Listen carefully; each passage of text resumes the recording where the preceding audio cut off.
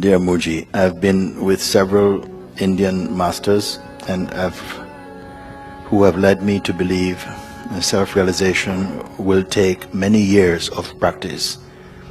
Yet you and some other Western masters say we can do it now itself. What accounts for the different approach? Is it cultural?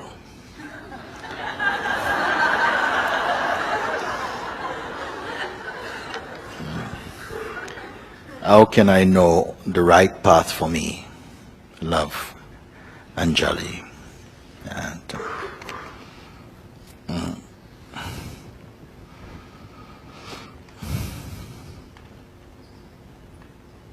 some of it is cultural. I've been with several Indian masters who have led me to believe self-realization will take many years of practice. In the old days, traditionally, it said you would spend 12 years minimum with a living master and be in that company to serve and to daily attend verbal satsang, be in darshan, give feedback, be checked in and observed and clarify, and over this period gradually the mind would completely be transformed from personal mind into mind presence. They say like this. But these days nobody have 12 years to give to anything at all, even in India. Nobody has time anywhere. Even the unemployed don't have time.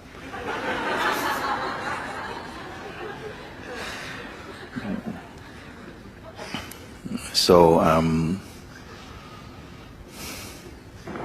a way had to be found for the beings to come to recognition quick. It's all one movement. Consciousness is doing it. And what was refreshing and new, because sages such as Sri Ramana Maharshi also, he was also speaking that what we are, the truth, we already are that. Even the old masters, if they had really realized the self, they would know. But this is timeless. It's what we are, timelessly. Realization is not an event. It could only mean the recognition of what is already here. It's not a creative process. It's not you're going to create a new you, which was going to be so good it realized itself. It wasn't like that. So many misconceptions were exposed, and in the exposing of them, that they serve no purpose because they keep the being in a state of waiting also. And then some beings were clearly ready to burst open, but they were delayed and suppressed to say, no, it cannot happen like this. You have to keep on like this, you see. So sages like Ramana had tremendous patience to meet each one within their own capacity. As much as they could assimilate, he addressed them.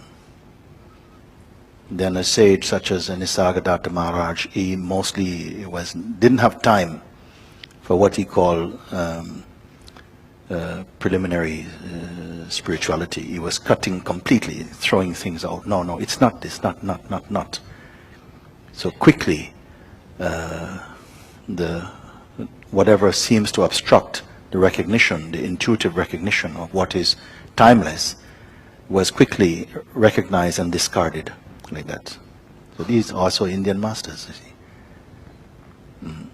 Sometimes in the West also, having more stronger intellectual tradition and tendencies, the teachings of the East was grasped very quickly. But sometimes what was not accomplished was that the ego not necessarily destroy. And we have heard stories not just from the West or the East of those who clearly had some insights, had some breakthrough, came to a place of seeing, yet they had not destroyed their vasanas somehow.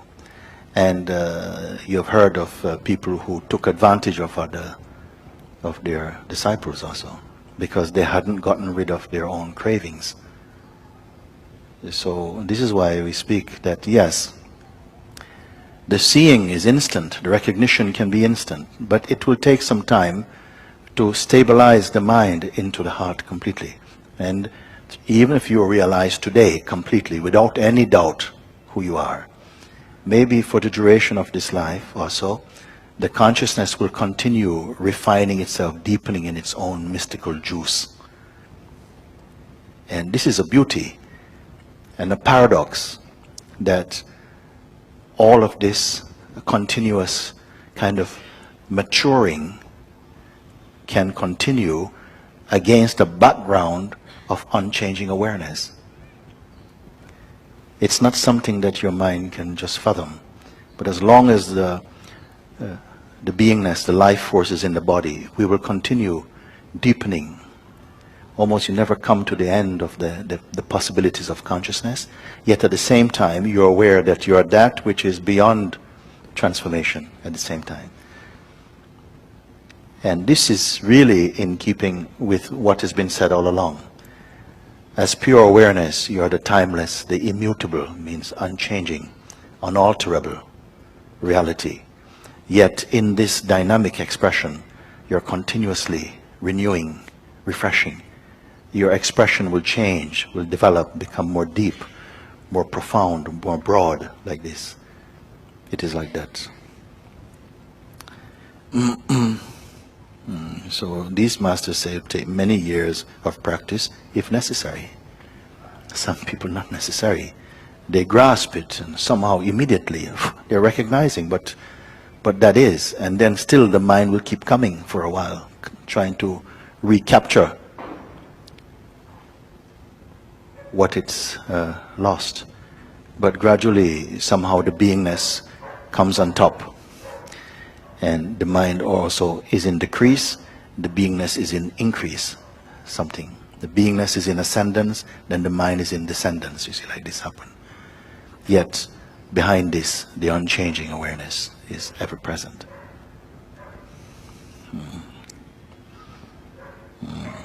So you and some other Western masters say we can do it now itself. Papaji also was like this.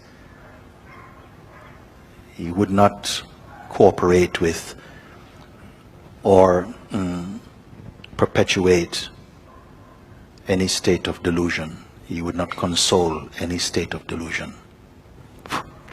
No, not this. So we were compelled to see. You were cornered somehow. And at a certain point, somehow your being had to confess, yes, I am the Absolute. Come out, and something fell, whoa, but it's true.